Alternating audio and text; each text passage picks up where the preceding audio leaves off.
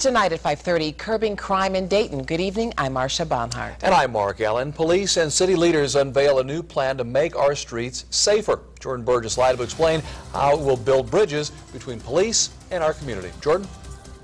Every week we bring you stories of violence in Dayton, and it's gotten to the point where many of you probably fear going into the city, even though numbers show crime has dropped recently.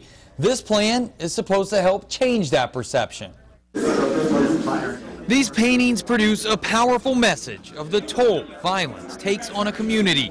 And that's a message city leaders want to take from the gallery and bring to the streets. Honestly, this is not going to mean nothing if we don't do more. We have to do more. You know, we're going to make sure this is not just lip service. Led by City Commissioner Joey Williams, police and community activists talked about their plan to improve trust between officers and citizens, which they think will lead to a safer community. I think in some communities, it's been sad to say, but when a police person arrives, it's because there's trouble in the household and somebody is going to jail. That's why the plan calls for things like ride-alongs or other chances for people to meet officers under positive circumstances.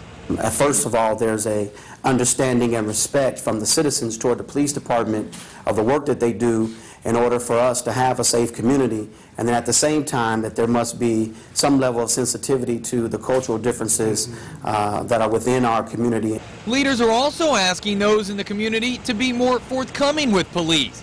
I asked Chief Richard Beal about how much of a problem it is when witnesses won't speak up. He said of the hundreds of unsolved homicides in the city, many could be solved if people told police what they saw.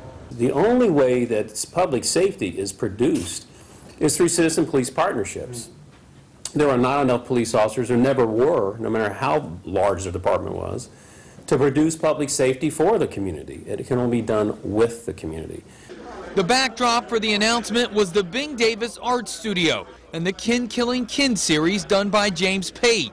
The paintings provide an interesting perspective on the violence plaguing Dayton and other areas. While we know it's an epidemic, but we want to try to save some of these young men. And officials tell us this is just the beginning. They know more will need to be done, but they say they're prepared to do what it takes to reduce violence and increase trust. Reporting live, Jordan Burgess, 2 News on your side.